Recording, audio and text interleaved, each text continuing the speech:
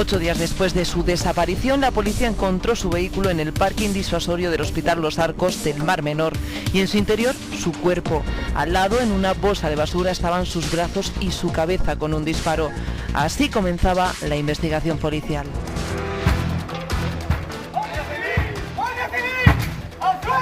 Esa casa estaba desocupada mucho tiempo y parece ser que la habían ocupado. Ese chalet siempre tenía lo que son las luces encendidas, por la mañana, por la tarde y por la noche. Se halló en el interior un total de 1.100 plantas de marihuana. Un grupo de personas que explotaría a mujeres de origen paraguayo. Hombre, oímos por la noche un ruido muy fuerte. Y vimos furgones de la policía y pues gente gritando. Nos llamaron para que había un atraco en una entidad bancaria. Vimos que había una persona armada con un cuchillo y que tenía retenida a otra persona a la que ya estaba sangrando profusamente. Y pudimos reducirlo y detenerlo. Entró a comprar, compró una botella de agua. Cuando mi compañera le dijo lo que valía la botella, le dijo, dice, ahora en silencio y sin chillar, dice, me abren la caja. Marejo, marejo, marejo, que me están abriendo la caja. Buenas noches, nos acercamos al final del proceso judicial que trata de responder a la pregunta de quién mató a Javier Romero. Su cuerpo apareció desmembrado en 2015. Hay un sospechoso, pero se declara inocente. Hay indicios, pero no pruebas. Hay un posible móvil, pero el caso se ha archivado en el pasado y se ha vuelto a reabrir. ¿Qué es lo que va a pasar? Pues lo veremos. Bienvenidos todos y todas a Código 112, su programa de sucesos.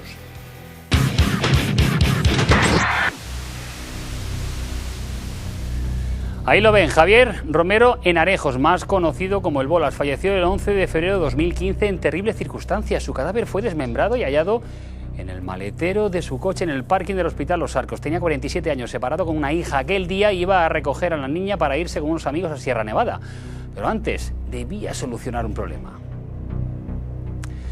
Bueno, pues solucionar ese problema pudo originar quizá la muerte. Ya hay fecha para el juicio por esta muerte y por eso recordamos el caso. El cadáver, como decimos, fue encontrado gracias al seguimiento que se hizo de su móvil, que recibió llamadas hasta que se quedó sin batería. Así lo contábamos en 2019, cuando abordamos el caso que parecía iba a tener un final sin resolver.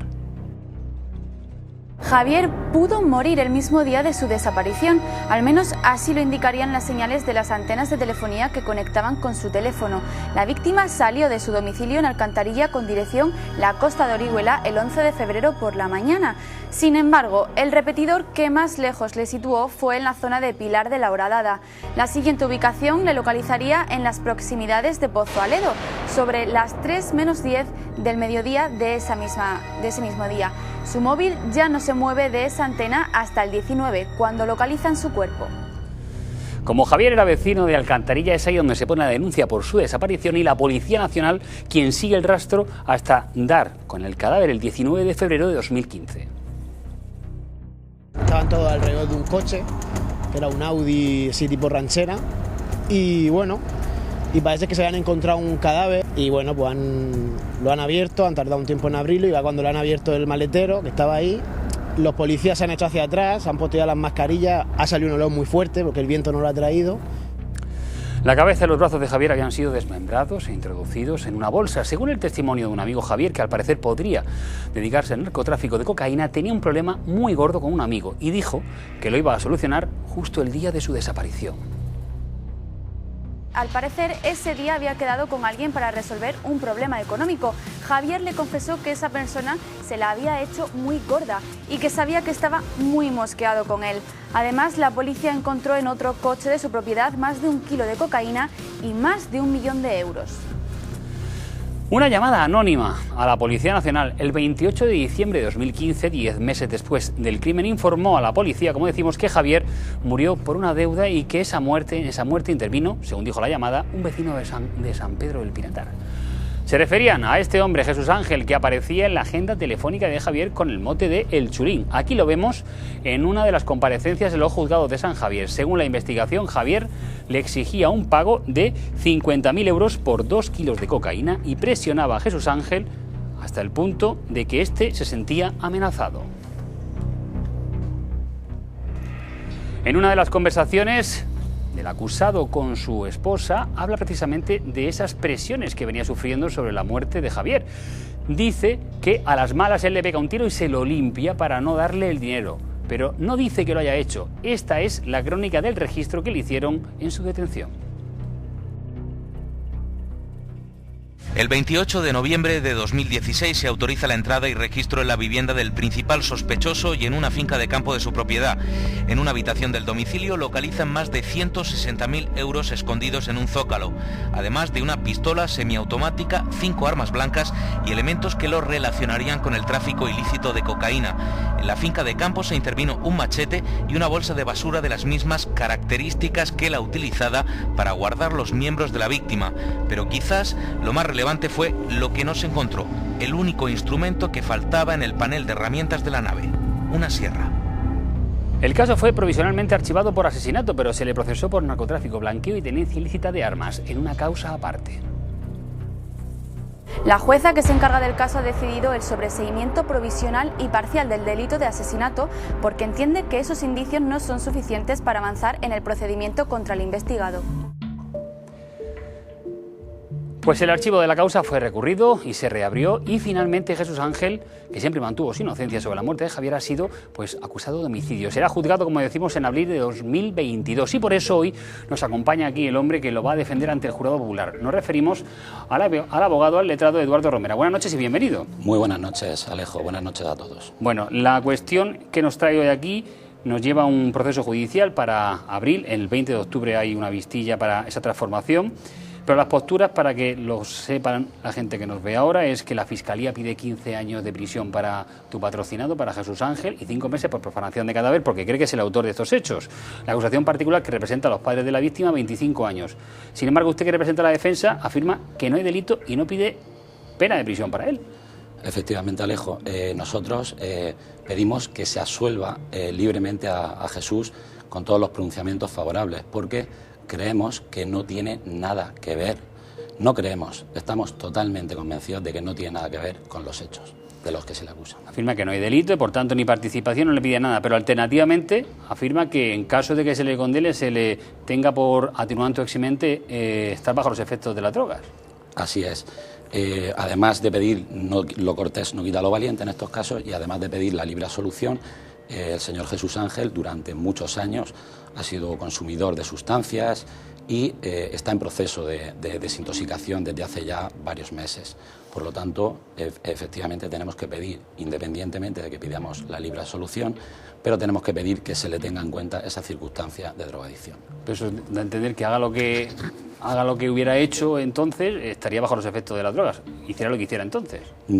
Simplemente no es que hiciera lo que hiciera, sino simplemente es una persona que durante muchos años ha consumido varias sustancias y, como circunstancias atenuantes, los abogados siempre solicitamos, cuando la persona es consumidor de droga, solicitamos que se le aplique el atenuante. No obstante, consideramos que va a salir absuelto y, por lo tanto, no va a ser necesario que se tenga en cuenta esa circunstancia de drogadicción en el mismo. Afirma usted que se ha vulnerado su derecho de defensa. ¿Por qué dice eso? El derecho de defensa, para que nos entiendan los telespectadores, existen varios ámbitos en los que se puede enmarcar dicho derecho, pero en este caso lo que nosotros nos llama poderosamente la atención es que no se ha tratado igual a ambas partes, cuando la defensa siempre tiene que tener garantizado. ¿Y por qué digo esto, Alejo? Pues lo digo por una sencilla razón.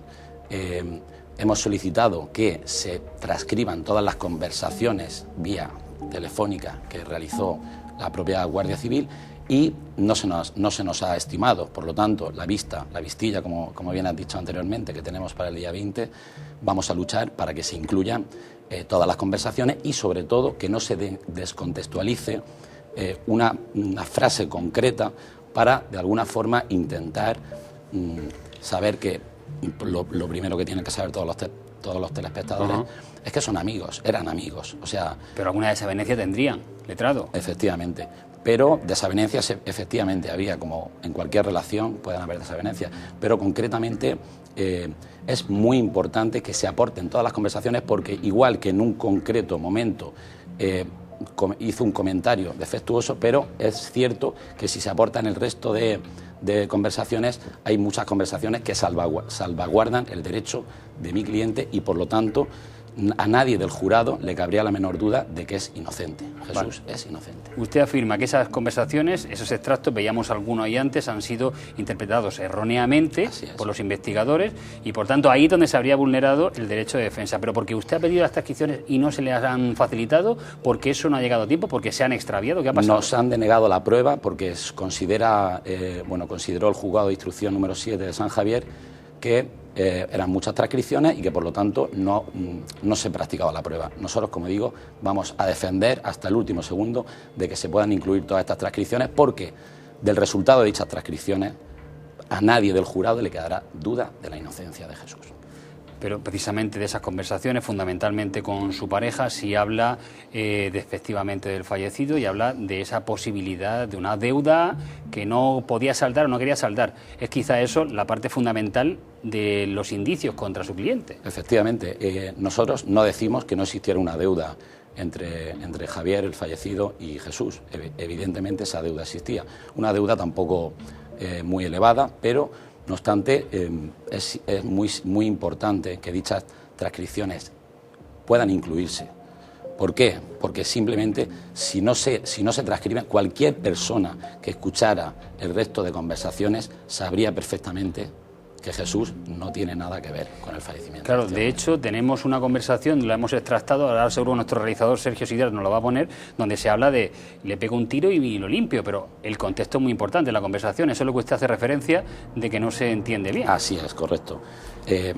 Hay otras muchas conversaciones en las cuales pasa cuando Jesús pasa cerca del Hospital Los Arcos, pues hacen referencia, pobre chico, ¿quién haría esto? Y todas esas conversaciones son fundamentales y, no obstante, sabemos que el Tribunal del Jurado al final sabrá interpretar las mismas y... Ahí estamos viendo los letrados, fíjese, a las malas, ahí aquí a su izquierda puede ver. Si me presiona, ¿qué hago? Un tiro en la cabeza y me lo limpio. Efectivamente. Precisamente esa conversación es la que está totalmente descontextualizada. Lo que dice la acusación particular es que esto podían ser frases probabilísticas para ver cómo reaccionaba su mujer si confesaba el crimen. Es como lo entiende en un análisis de conducta. ¿Qué opina usted? En absoluto, no comparto ese argumento ni esa opinión. Al contrario, tenemos que tener en cuenta que la causa ha sido archivada hasta en 2 ocasiones y que el Ministerio Fiscal a todo el mundo le tiene que llamar la atención que cuando hay un crimen de estas características, el Ministerio Fiscal pida 15 años de prisión. Eso es un dato muy importante. La causa ha sido archivada 2 veces. Hubieron registros en el domicilio y en la casa de campo que Jesús tiene. No han aparecido, aparecieron unas armas, pero esas armas no tienen nada que ver con el arma que acabó con la vida del Bolas. El arma no apareció. Efectivamente. Claro, pero lo que dice la acusación particular es precisamente por esas armas que se le hallan en casa de su cliente e incluso documenta o acredita que es habitual del Club de Tiro Olímpico de Cartagena, es decir, su cliente tiene hábito de empuñar armas. Mi cliente tiene licencia de armas y ha estado disparando durante muchos años en el Club de Armas de Cartagena, por lo tanto es normal que tenga armas, pero ninguna de estas armas que apareció en casa tiene nada que ver con el arma que desgraciadamente acabó con la vida de él. Hablaba usted de los registros, se hallaron sustancias estupefacientes y un dinero muy elevado. Se ha abierto un proceso además contra su cliente paralelo al respecto. Así es, aunque este proceso no tiene nada que ver con el crimen que nos ocupa, pero si bien es cierto que hay un procedimiento abierto contra mi cliente por delito contra la salud pública. Vamos concluyendo ya, letrado. ¿Qué augura entonces para esta vistilla, para su cliente, para este proceso judicial que vamos a ver en breve espacio? Mi mente no puede ir más allá de luchar en un primer momento en la vistilla del día 20, que esas pruebas salgan a la luz, que salgan, porque no va a dejar claro, va a dejar totalmente claro de que es inocente y posteriormente pues el objetivo es que salga suelto con todos los pronunciamientos favorables. Pues Eduardo Romero, abogado, muchísimas gracias por atender a Código 112 y estaremos muy atentos del resultado, a ver qué decide su señoría sobre esas pruebas tan importantes, tan trascendentales para su causa. Muchas gracias. Muchísimas gracias y buenas noches a todos. Soy el fuego que arde tu piel, soy el agua que mata tu sed, el castillo, la torre, yo soy la espada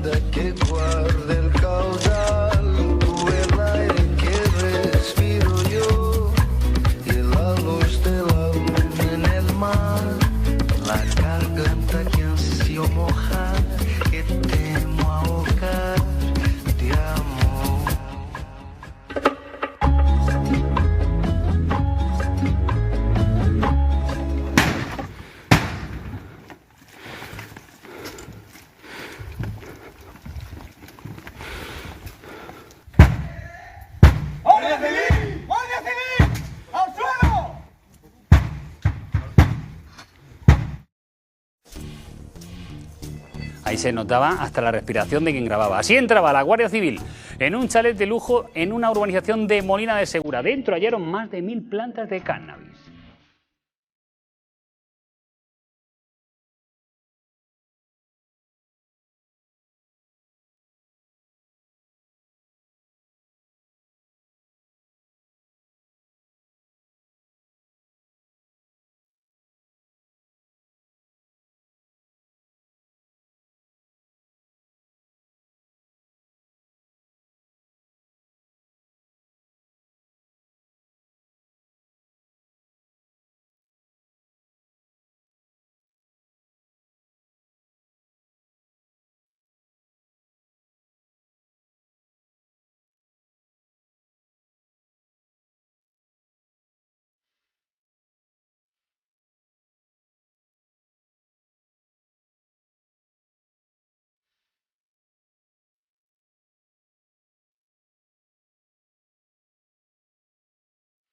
Cuando la policía local de Molina de Segura se presentó en el citado inmueble para hacer unas comprobaciones relativas a unos perros peligrosos.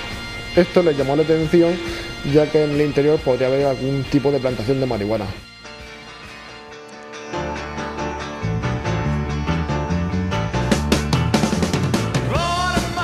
Así fue como arrancó esta operación, por una llamada de los vecinos que se sentían inseguros por los perros de razas potencialmente peligrosas que tenían los que usaban la vivienda, unas personas que dejaban la puerta abierta con el consiguiente peligro de que estos animales se escaparan. Íbamos paseando el perro y vimos que sobre el verano, mayo, junio, de vez en cuando nos encontrábamos la puerta abierta y no había nadie dentro. Esa casa estaba desocupada mucho tiempo y parece ser que la habían ocupado. Ya que pasó o que no pasó, pues no tengo ni idea. Esta intervención por los perros fue a principios del mes de septiembre. Los vecinos no llamaron para quejarse sin más. Veían que estos nuevos inquilinos eran un tanto extraños. Vivían en uno de los chalés más caros y más grandes de la urbanización, pero había detalles que no cuadraban mucho con esa casa. También nos dábamos cuenta que muchas veces entraba y salía un coche bastante viejo, cosa que tú nunca asocias a un chalet de esa envergadura. En cuanto la Guardia Civil tuvo conocimiento de esta situación, comenzaron a investigar.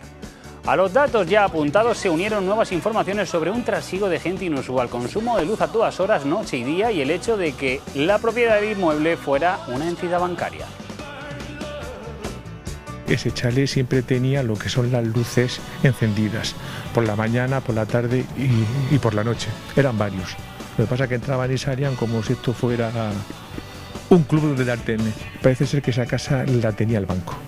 Valía muchísimo dinero. Estuvo años sin habitar. La Guardia Civil detuvo al presunto responsable de la plantación acusado de narcotráfico, defraudación de fluido eléctrico y falsedad documental.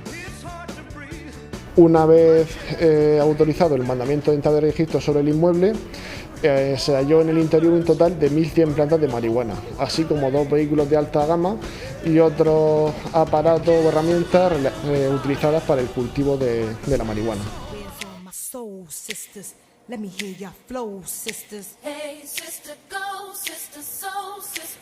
Muy distinta es esta otra operación. Ha tenido lugar en Abarán, en un paraje muy alejado del centro de carácter rural llamado Campo de Ricote. Allí, sin más disimulo que su lejanía, un individuo se había puesto a plantar cannabis. Finalmente, 2 personas han sido detenidas por esta plantación. El hallazgo fue gracias a las quejas de los vecinos de otra zona cercana. En el interior del barranco se encontró una conducción no regulada de agua con las que se regaban estas plantas. El Ayuntamiento de Abarán colaboró retirando las plantas.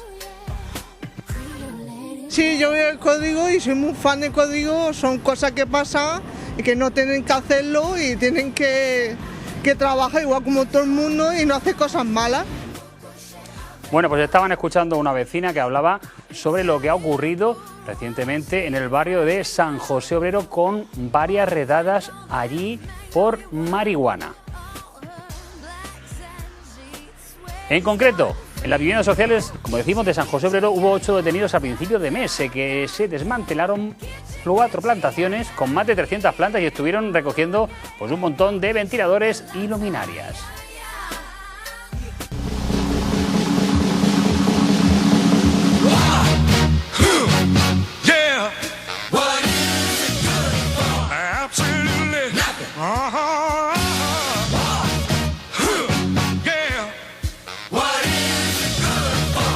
Absolutely nothing. Say it again, y'all. Look out. What is it good for? Absolutely nothing. Listen to me. I despise. 'Cause it means destruction of this life.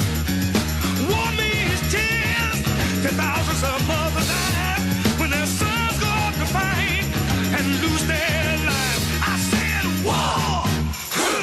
Good God, y'all. What is it good for? Absolutely.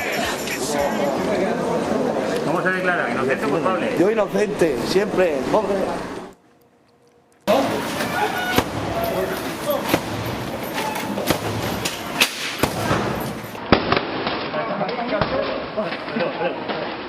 Bueno, seguro que también recuerda estas imágenes, que llega el policía, que es el que sabe de verdad abrir puertas golpeando arriba. Ahí lo están viendo. Es la segunda redada en la misma zona, en apenas 15 días. De nuevo ocurría, pero en otras viviendas. Se practicaron otros 4 registros domiciliarios. Aquí podemos ver cómo los policías buscaban en la oscuridad a los moradores de la casa. En esta otra ocasión se detuvo a otras 4 personas, 3 mujeres y un hombre con edades entre los 34 y los 52 años presuntamente vinculados a estas plantaciones. Aquí vemos a 2 de los arrestados saliendo. Bueno, pues les traemos estas operaciones que seguro que ustedes recuerdan, que han visto aquí en Código 112, porque en el mismo barrio han ocurrido, en el mismo bloque y en muy poco espacio. Esta semana nos hemos acercado al barrio de San José Obrero para intentar buscar una explicación a este empecinamiento de los vecinos de la zona por buscarse las habichuelas con estas plantaciones. Y bajo la continua presencia policial hemos podido ver cómo había un enorme interés por estas cuestiones.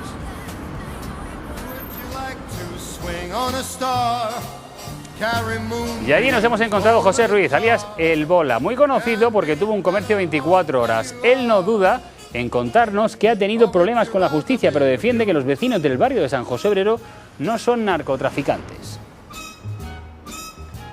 José Ruiz. José Ruiz, ¿y cómo te llamas? A mí me dicen El Bola. Bueno, tú eres vecino de por aquí, conoces a toda la gente de San José Obrero. Por supuesto, yo tenía aquí una tienda ahí en la Alcantarilla, en la calle Mayón, 24 horas de alimentación. Y has tenido mucha historia detrás, ¿no? Tienes un proceso abierto. Sí, bueno, tengo un proceso abierto. Normal. Bueno, aquí pues todos los barrios se cuecen habas y el que no, mis chirones, pero bueno, no somos mala gente. Quien nos dice que hemos hecho nuestros pinos, pero claro, a mí me han juzgado por tenencia ilícita de armas, lo cual yo no tengo armas ni me dedico al tráfico de armas. Te digo que no hemos fumado algún porro o hemos tenido alguna placa de chocolate, pues sí, hemos hecho algún pinito, porque todo el mundo hace pino, pero de ahí a que me pongan de traficante de armas no lo veo justo. Eso es lo que tú siempre defiendes, que tú has podido hacer alguna cosa, que es hacer un pino, por ejemplo. ¿Un qué? Un pino. Pues un pino, pues eso, pues juntar 2 personas, un comprador y un vendedor y llevarte una comisión. Por ejemplo, o ir un poco más allá. ¿Y esto por qué pasa entre los vecinos de esta zona, que se buscan la vida nada más que con estos temas? En todos los barrios somos iguales, te puedes ir a La Fama, te puedes ir al Polígono, te puedes ir a Espinardo, te puedes venir aquí a San José Obrero, a la ciudad sin ley, donde te quieras venir. Aquí cada uno se busca la vida como puede, pero de ahí a ser narcotraficantes no somos buscavidas. Buscamos la vida poco a poco. El que no con una placa de chocolate, pues ha cogido a lo mejor unos porros de marihuana, que no te voy a decir que no. Pero de ahí a que seamos narcos, no somos narcos. Nosotros tenemos los mismos bombos todos los días, los mismos chandas todos los días.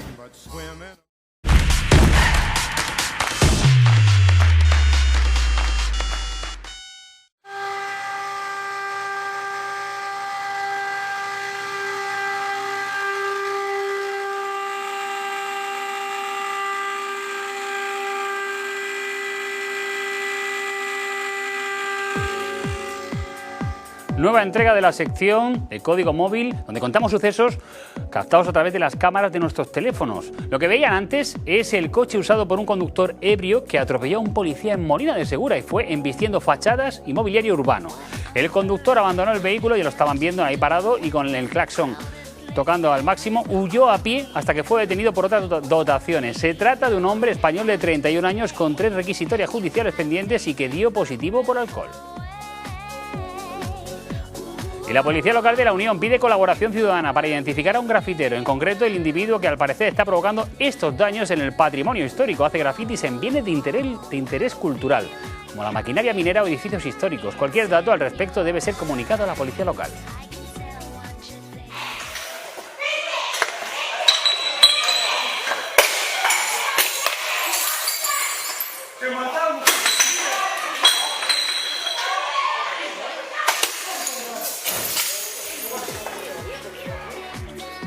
Pero de verdad que nos afecta porque está entrando aquí, rompen, tiran las sillas. Por las noches, por ejemplo, cerramos la cadena, pero saltan igualmente. O dejan aquí todo destrozado, lleno de botellas, de todo. Y eso pasa todos los días prácticamente. Pelea a botellazos tras el botelleo en Santiago de la Ribera, en San Javier. En algunas zonas de la localidad los jóvenes producen altercados, practican vandalismo y causan destrozos como consecuencia del consumo de alcohol y el uso de la violencia. Están viendo a esta mujer, empleada de un bar, intentando recomponer su mobiliario. Así se desesperan, como escuchábamos, comerciantes y los vecinos de la zona que van recogiendo cristales y hasta piquetas. Pues muy mal, no nos dejan dormir a ninguno. De noche hasta las tantas ahí peleándose. Mira, otro día te estaban peleando, vino un coche con unos chicos que no los conocía. Yo nunca no sé si eran marroquíes, no sé lo que era. Con piquetas, mirad, las piezas que rompieron, tirándose las botellas. A tirárselo uno a otro, agresivo, agresivo. Guardia Civil y Policía Local acudieron a las llamadas de los vecinos. No hay detenidos y se desconoce el origen de la pelea, pero se van a tomar medidas. A raíz de aquello estamos incidiendo en servicios especiales para la zona. Vamos a proceder a cortar las ramas del parque, a dar más iluminación y a hacer presencia policial por la zona.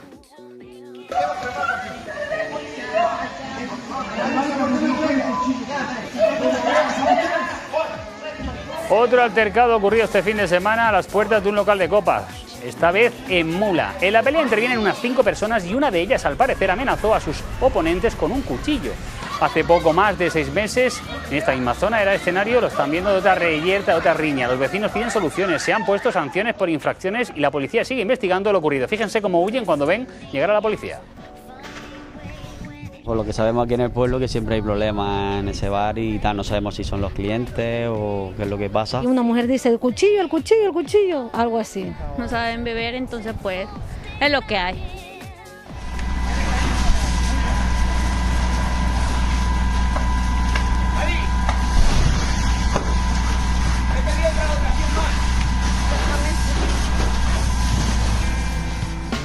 Pero si estos días ha habido vídeos que han circulado, han sido los del tremendo incendio ocurrido en el camping Villa Caravanín de La Manga. Por fortuna, no hay que lamentar daños personales, pero sí cuantiosos materiales. Se han quemado 19 parcelas. Hubo que desalojar a 18 personas del camping. Un cortocircuito, posible origen de las llamas. En 4 horas el incendio quedó apagado, pero la estrechez de las calles y lo inflamable de los materiales lo puso muy difícil. No te puedo decir cómo se originó ni nada hasta que no nos den el informe técnico, y les hemos alojado en unas casitas que nosotros tenemos y a su disposición en todo lo que podamos ayudarle. Los camiones son de gran volumen y la verdad que hay calles estrechas y bueno, pues todas estas cosas son cosas que se tienen que analizar y subsanar. Aún tenemos el temblor en el cuerpo, la verdad, muchísimo miedo. Y hubo un momento que me creí hasta que lo podía apagar, porque o sea, se quitó la llama y mucho humo, pero al momento aquello explotó. Lo han oído, estaban durmiendo la mayoría, se han dado golpes en las paredes de uno a otro. Si esto a lo mejor ocurre en pleno verano, no sabemos lo que hubiera pasado. Llegamos a la puerta de la calle y ya el humo era tan espeso que cubría el coche, que lo tengo en la entrada. Porque si paso y me meto al coche me quedo ahí, porque 2 segundos después salió como una bomba de dentro. Entró a comprar, compró una botella de agua. Cuando mi compañera le dijo lo que valía la botella, le dijo, dice, ahora en silencio y sin chillar, dice, me abren la caja. Mariajo, Mariajo, Mariajo, que me están abriendo la caja. Ojo, atentos ahora a esta historia. Detienen a un ladrón porque en el último robo olvidó allí su propio móvil. El protagonista de esta historia es este individuo, llegando a la comisaría del Carmen. Solía actuar con una camiseta de la selección española u otra roja similar, así como también una gorra gris. Amenazaba a sus víctimas con un cuchillo de cocina de grandes dimensiones. En la estación del Tader, sí, el mismo. Fue un domingo a las 6 de la tarde. Y ahí yo sí que estaba sola porque no había mucho movimiento. Me dio primero un poco de conversación y ya luego pues se me arrimó y me lo pidió todo también. Me pidió el dinero que tenía en la caja, se lo di y se fue diciéndome lo mismo, que cuando saliera que no empezara a pegar chilleos ni a salir detrás corriendo de él ni nada. Es una de sus víctimas, actuó en gasolineras de Molina y Murcia, así como en un supermercado de Puente Tocinos. En concreto, este supermercado. El tipo llegó con como un cliente más. Se llevó una botella de agua y cuando parecía que iba a sacar las monedas, lo que sacó de verdad fue el cuchillo. Intimidó a la cajera pidiéndole el dinero de la caja y al final, como ven, se lo llevó todo. Entró a comprar, compró una botella de agua. Cuando mi compañera le dijo lo que valía la botella, le dijo, dice, ahora en silencio y sin chillar, dice, me abren la caja. Cuéntanos cómo saca el cuchillo, que era más o menos como este. Sí, pues lo llevaba liado y cuando a la hora pues se lo sacó. Para intimidarla más que nada, porque lo llevaba liado y apenas se veía la punta. Y este ha sido otro de los comercios víctimas, presuntamente, de este ladrón. Aquí actuó con el mismo modus operandi. Finge ser un cliente y luego saca el cuchillo para cometer el robo, aunque a veces había dependientes que no le daban mucha credibilidad como ladrón.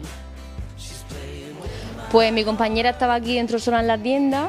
Fue un momento en el que la pista se quedó vacía, el hombre entró y la pilló aquí detrás y le dijo bueno, que le diera todo el dinero que tuviera en la caja. Mi compañera se pensaba que era broma y entonces el hombre le dijo, ¿cómo que no? Claro que me lo va a dar todo. Y ya pues mi compañera se echó para atrás pensándose en encerrarse, en si no, y viendo que iba en serio, pues nada, le dio el dinero, el hombre se fue y hasta le dijo que cuando saliera no llamara a nadie, no saliera corriendo detrás de él y hasta ahí se fue.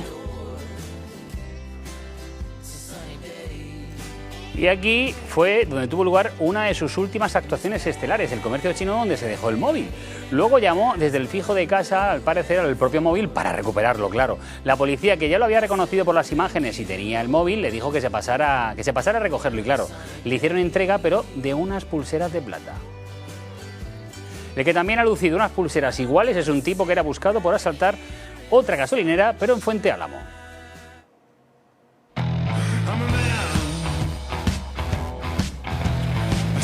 Este era el momento de su detención, ha sido en Alhama de Murcia durante el pasado fin de semana, ya que allí están de fiestas, y esta detención la ha realizado la policía local. Se encontraba en las zonas de seguridad de las atracciones de feria.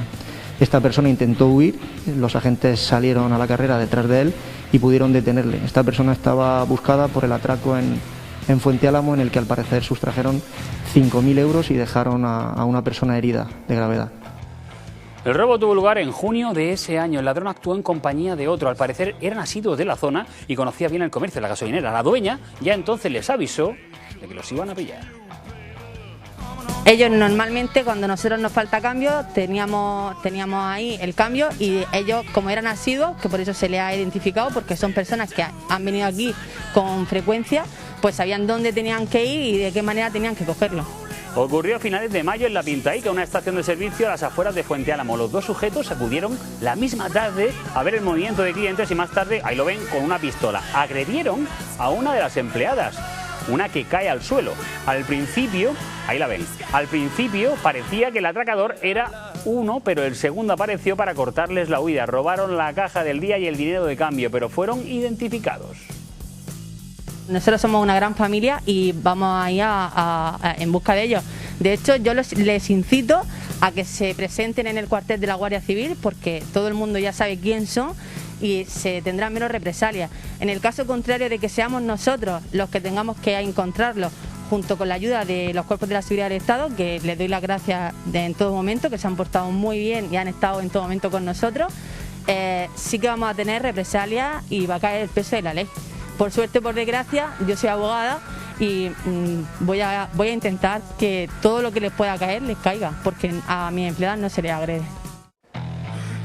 Pues al final se han detenido. Bueno, no son los únicos arrestados de este fin de semana en Alhama de Murcia, que como decimos, han empezado las fiestas locales y ha habido algunos arrestados por alcoholemia. En total han sido 11 personas las detenidas, pero entre esas personas hay una banda organizada, una presunta banda, que se dedicaban al robo de viviendas. Entre ellas es importante destacar que se detuvieron a 4 varones, uno de ellos menor de edad, por el presunto robo en una vivienda. Finalmente, tras ser alertados por los vecinos de la zona que habían observado cómo tras acceder a una vivienda salían de la misma e intentaban volver a acceder a otra, fuimos alertados, montamos un dispositivo por los alrededores y finalmente pudieron ser localizadas estas 4 personas con algunos de los efectos que habían sustraído. Además del robo, muchos vecinos temen que les roben en casa con ellos dentro, como le pasó a esta señora. Gracias al aviso al 112 y a la colaboración ciudadana se pudo detener a estos asaltantes, a esta banda que intentaban huir deshaciéndose del botín. Peor suerte tuvo otro señor de ahí de Alhama, del barrio de San Cristóbal. Le entraron mientras dormía y lo descubrió tristemente al día siguiente. Pues nos entraron estando durmiendo por aquí por la ventana y no nos enteramos, la verdad. Nos enteramos otro día cuando llegaron. Se llevaron lo que hicieron de dentro y las llaves del coche que estaba en la calle. Con la suerte que apareció el coche a los 2 o 3 días apareció. Alegría en principio que había aparecido, pero bueno, tuvieron la delicadeza de pegarle fuego. Qué paciencia la de este señor. Situación distinta a la que se vive en la Diputación cartagenera de Santa Ana. Allí se han encontrado varias viviendas de una urbanización de esta forma, todo revuelto y con los cajones vaciados y la ropa tirada por el suelo. Allí de momento, por eso decimos que es distinto, no hay detenciones, pero sí mucho malestar entre los vecinos. Estamos a cada 4 días, 5, un robo. Y esta zona, pues bueno, ha estado siempre también muy dejada de la mano de Dios por la policía local, la Guardia Civil, que cuando les hemos llamado han venido, ¿no? Pero también nos dicen que tienen pocos efectivos para cubrir la zona. La fila de afectados, ya ven, es larga en esa zona. Los ladrones suelen colarse a través de las ventanas superiores, trepando por las fachadas o directamente rompiendo cualquier ventana. Han montado patrullas vecinales y están poniéndose alarmas casa a casa. Claro, esto llevamos una semana, que nada más que una semana nos han sido 7 robos, creo. Y entonces la muestra está en que yo estoy poniendo, mira, me están poniendo la alarma, porque ya se han enfilado con esta zona y entonces aquí ya ni policía, ni Guardia Civil, ni nada, aquí no tenemos nada. Aquí somos los vecinos los que estamos patrullando, no hemos hecho una piña y entonces estamos, unas veces controlamos uno, otras veces controlamos otro y así vamos. Claro, el problema que sufren en esa zona no es tanto la falta de presencia policial, que ellos dicen que también, sino también, por ejemplo, la ubicación. Esta urbanización es como el final de la localidad, que mira hacia el centro para dar la espalda al campo. Y es precisamente por esa zona rural de bancales, con muy poca luz, por donde los ladrones se cuelan en las casas. El problema nuestro es que ahí en esa parte de atrás no hay iluminación ninguna. Por parte del ayuntamiento no ha puesto nada, es un bancal y el constructor tampoco puso nada, más que lo de aquí, lo de la calle. Entonces resulta que ahí atrás pues eso está oscuro. Claro, y ahí por la noche, si sube, si pasan por ahí, ahí no se ve nada. En Lorca denuncian también problemas de inseguridad en Purias, en La Escucha y en La Paca. Que La Paca se encuentra abandonada, aquí no hay nada que robos por todos lados, y es verdad, si es que han robado en todos sitios, 4 o 5 robos seguidos aquí, y aquí nadie viene nada. Ni vienen a vernos, ni vienen a visitar, ni vienen a hacer nada. Allí los problemas se están cebando con los comercios. Por ejemplo, en esta gasolinera, los ladrones rompieron las rejas y accedieron al interior. Se llevaron de todo. El problema es que la mujer del responsable del comercio que vive cerca acudió a la alarma pensando que era un gato y se encontró con otra cosa. La máquina del tabaco lo destrozaron ahí, se llevaron el tabaco, se llevaron todo lo que había más o menos de cambio, un poco de todo. Mi mujer, al oír la alarma, salió hasta aquí donde está la furgoneta, porque pensó que era un gato que tenemos nosotros nuestro, que se había quedado ahí. Y vio 2 elementos bien grandes, que uno de ellos le hizo así. En el bar de La Paca, allí, por ejemplo, han entrado a robar 2 veces. Los ladrones reventaron la persiana para poder entrar. Para evitar ser descubiertos, taparon la cámara de seguridad que hay en el interior. Se llevaron no solo el dinero, también género que tienen allí, como por ejemplo las cajetillas de tabaco. No lo sé, rompieron la persiana, entraron por allí. Y aquí en la cámara, pues en una caja, está aquí tiradas 2 veces. Se llevaron pues todas las barras de la máquina, todo el tabaco, todo lo que había en la caja, pues todo lo que pillaron. Pues a lo mejor 2 o 3 mil euros cada vez, sí.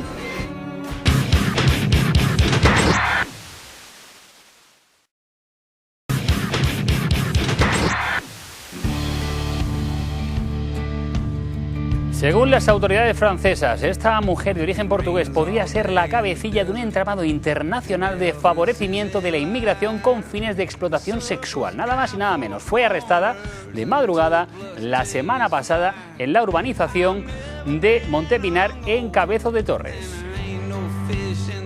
Las actuaciones arrancaron en París en junio de este año y han acabado con varios registros aquí en la región de Murcia. Estas son imágenes, como decimos, de la madrugada en la que los agentes de la Brigada de Extranjería, la OCRIP de Murcia, llevó a cabo la fase de explotación de esta investigación, que está bajo secreto de sumario, registrando la vivienda de esta mujer. Oímos por la noche un ruido muy fuerte, nos asomamos y tampoco vimos mucho más, porque tampoco desde mi vivienda no es muy accesible a verlo, pero sí, bueno, lo escuchamos. Pues nada, sobre las 6 de la mañana, golpetazos, que nos salimos todos a los balcones y vimos furgones de la policía y pues gente gritando. No sabemos nada, o sea, nosotros no sabemos que había mucha policía, pero tampoco sabemos nada más, la casa está cerrada y... Que estaban de alquiler y llevaban poco tiempo aquí. Sí, 2 camiones de policía, pero no sé... Sí que es verdad que luego mi marido cuando se fue a trabajar dice que también estaban los perros policías estos y todo eso.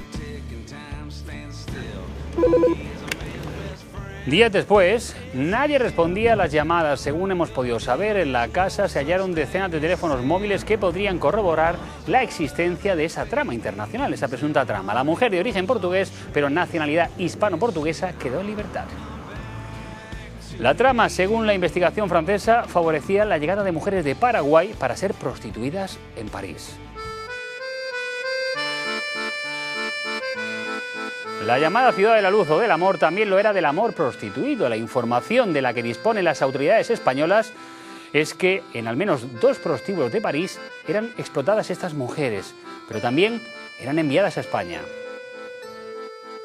En el resumen de hechos se hacía referencia a un grupo de personas que explotaría a mujeres de origen paraguayo, datos que aportó un testigo protegido en España en abril de 2020, existiendo trasiego de mujeres desde Paraguay a Europa, y una vez en España y Francia hacen viajes en doble dirección. Todo ello con el fin de ser sometidas a prostitución en locales de París, debiendo las mujeres captadas devolver la deuda con la organización. Los anuncios de las escorts se emiten desde IPs de España en la página. Bueno, pues esa página de contactos lanzada desde ubicaciones IP en España permitía a los hombres interesados elegir los servicios de estas escort en muchas ciudades francesas. Es esta misma página. Así podían acceder a las chicas. La web, como pueden apreciar, sigue todavía operativa. Pero lo de Montepinar no ha sido la única detención de este operativo que ha tenido lugar en la región de Murcia. De manera simultánea, en Santomera, los funcionarios policiales llevaron a cabo un segundo registro en una vivienda. Allí vivía un hombre de origen portugués, que es el otro presunto cabecilla de esta trama investigada. Este sí que fue a prisión provisional. Los vecinos se despertaron con los golpes de la redada. Yo oí los golpazos que estaban dando. Digo, señor, me van a tirar la casa. Porque yo creía que estaba, yo qué sé. Solamente oí un poco llorar a la chica que había dentro. Y algo hablar, pues parece un chiquillo. Ella iba muy bien arreglado y parecía un chiquillo. Pero, y ella siempre venía con una chica distinta. O sea, la gente murmura. Yo no vi nada, pero la gente murmura que fue la policía. Pues sí, fue la policía, tenía razón la señora y sus vecinos. El caso lo lleva a la Audiencia Nacional, pero ahora se baraja la posibilidad de extraditar a los investigados a Francia. Al momento debemos ser muy prudentes, en primer lugar porque se trata de unas actuaciones que sean secretas, que dimanan de una investigación entre los tribunales de París y las autoridades españolas. A mis 2 clientes se les sitúa en la cúspide de una organización criminal dedicada a la trata de blancas, la prostitución y el blanqueo de capitales, si bien por parte de mis clientes se niega con rotundidad cualquier tipo de participación en ninguno de los delitos reseñados. Además, debemos resaltar que por el juzgado central de la Audiencia Nacional se acordó la libertad provisional de uno de ellos y esta defensa entiende que en los próximos días mi otro cliente accederá igualmente a esa libertad provisional y ello mientras se tramita si debe procederse o no a la entrega de estas personas a las autoridades francesas. El pasado viernes la Policía Nacional celebró en Murcia su patrón, los Santos Ángeles Custodios. Entre los distinguidos estaban estos 2 agentes. Ahí los están viendo, a uno de ellos recibiendo una medalla blanca y otro roja, que lleva aparejada incluso una pensión económica. ¿Qué servicios hicieron estos agentes para merecer este homenaje? Bueno, pues fueron los que resultaron heridos al detener a un peligroso atracador. El suceso tuvo lugar en esta oficina bancaria en Ronda de Garay, en Murcia, a primera hora del 3 de junio de este mismo año. Un hombre armado con un cuchillo entró y amenazó a un dependiente con herirlo. Los agentes pudieron atraparlo, pero resultaron heridos. Sí, ha sido el tío solo. Un tío solo ha entrado y bueno, ha ido a atracar. Y se ve que enseguida han llamado a la policía, llega la policía y claro, el tío ha cogido al cajero de rehén. Sí, porque dicen que lo tenía del cuello y con el cuchillo. Y yo creo que ha sido cuando la policía habrá disparado al aire para ver si lo despistaba. Y se ha tirado un policía y entonces le han clavado en el muslo al policía, que se han llevado en ambulancia. Yo creo que era un pobre diablo que estaba ya desesperado y ha dicho, pues mira, me las juego y si cojo algo cojo. El detenido fue puesto a disposición judicial y enviado a prisión provisional. Se trata de un caso bastante extraño, y es que el atraco fue improvisado y parece que un poco chapucero, pero el ladrón actuó con violencia. Es de origen magrebí el individuo, pero no estaba fichado, ni dijo cómo se llamaba, ni colaboró. Según fuentes policiales, sigue sin colaborar y sin conocerse su identidad, pero eso sí, está preso preventivo. Los agentes que intervinieron, ahí los están viendo, resultaron heridos, tuvieron que ser trasladados en ambulancia. El dependiente, que estaba amenazado, empujó al ladrón. Los policías aprovecharon justo ese momento para reducirlo. Sin embargo, el atracador les hirió con el cuchillo, en especial a uno de ellos, que sufrió una herida muy importante en un muslo y por eso los han condecorado en el Día de la Policía. Policía Nacional, mi corazón no conoce el desaliento, que son de hierro sostiene los cimientos de la concordia, el respeto y la igualdad. Policía Nacional, misión audaz para un mundo más seguro, labor tenaz en defensa del futuro, de los valores y la paz en libertad.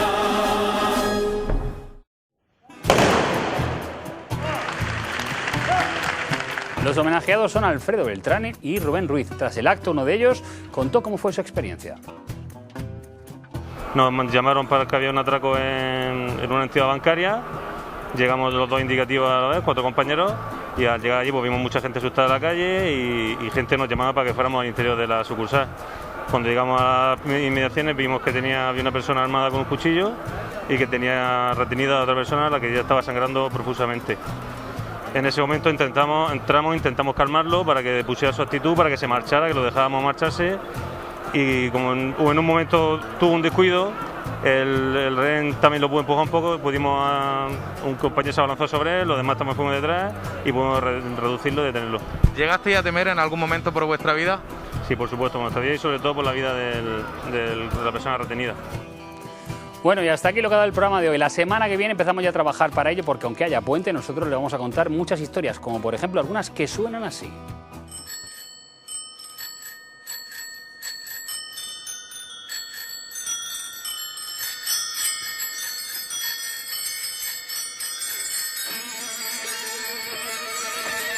Se trata de la última operación de la Guardia Civil, que ha recuperado 12 bicicletas eléctricas aquí en Murcia de un lote de 33 que fueron robados en Madrid, en Getafe. Hablaremos de los detenidos en Molina de Segura por al menos 7 robos en viviendas. Este es uno de ellos. Asaltaban chalets de urbanizaciones.